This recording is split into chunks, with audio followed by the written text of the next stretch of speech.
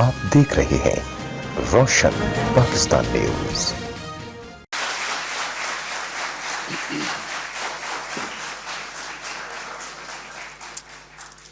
بسم اللہ الرحمن الرحیم۔ ڈاکٹر ثانیہ نشتر، میں سب سے پہلے آپ کو سارے احساس پروگرام کی مبارک دیتا ہوں، اور خاص طور پہ یہ جو آپ نے پاکستان کی تاریخ کا سب سے بڑا اسکالرشپ پروگرام جو آپ لے کے آئی ہیں 50,000 اسکالرشپس کا، اس کی خاص مبارک دیتا ہوں۔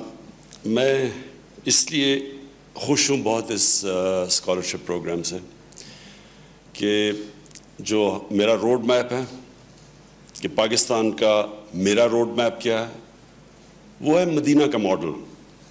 اور اس ماڈل کے اندر ایک چیز بڑی ضروری ہے ہم سب کو سمجھنی، اور آپ خاص طور پہ جو یوتھ ہے پاکستان کی اسکالرشپس جو لے رہے ہیں، آپ کو یہ سمجھنا ہے کہ وہ دنیا کی تاریخ کا سب سے کامیاب ماڈل تھا، کیونکہ اس کے بیسس کے اوپر مسلمانوں کا سویلائزیشن کھڑا ہوا تھا۔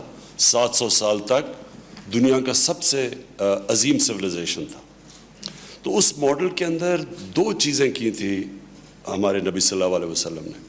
انہوں نے ایک تو ایک احساس دلوایا تھا کہ ریاست کی ذمہ داری ہے اس کا کمزور طبقہ، جو کہ زندگی کی ریس میں پیچھے رہ جاتے ہیں۔ ہر کوئی انسان، اب جب ایک ریس لگاتے ہیں تو ہر کی ایک ہی فرسٹ آتا ہے، دوسرا سیکنڈ آتا ہے، لیکن کئی پیچھے رہ جاتے ہیں۔ تو جو انسانی معاشرہ ہے وہ ان لوگوں کا خاص طور پہ دھیان رکھتا ہے جو پیچھے رہ جاتے ہیں۔ جانوروں کا معاشرہ نہیں دھیان رکھتا، وہاں سروائیول آف دا فٹسٹ ہے۔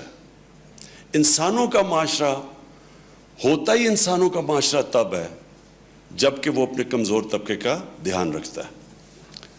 اور اگر آپ کہنا کہ ایک معاشرہ سویلائزڈ ہے، کیا اس کی پہچان ہے کہ وہ سویلائزڈ ہے؟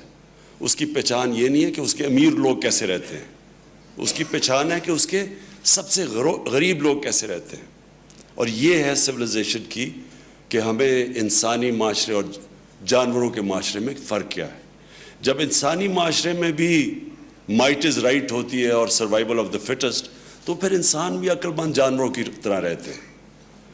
اور جو مدینہ کی ریاست میں نبی صلی اللہ علیہ وسلم نے کیا، ایک تو انہوں نے سارے کمزور طبقے کی ریاست نے ذمہ داری لی، جبکہ ریاست بڑی کمزور تھی، پیسہ نہیں تھا ان کے پاس۔ دو سپر پاورز تھی ان کے ساتھ، ان کے دونوں طرف دو ایمپائرز تھے۔ تو یہ تو ان کے پاس تو نہ وسائل تھے نہ پیسہ تھا، لیکن احساس تھا کہ ایک ریاست جب اس کے پاس وسائل بھی نہیں تھے، انہوں نے ارادہ کیا کہ ہم اپنے کمزور طبقے کو ہم اس کی پہلے پرائیورٹی بنیں گے۔ اور دوسری چیز جو بڑی امپورٹنٹ سمجھنے کی ہے کہ وہ جو کیوں اتنے عظیم سویلائزیشن بنا، انہوں نے جب پہلی جنگ ہوئی، جنگ بدر، تو ادھر جو قیدی، مکہ کے قیدی پکڑے گئے، تو ان کو اس وقت روایت تھی کہ واپس کرتے تھے رشتہ دار، پیسے دیتے تھے، رینسم کرتے تھے۔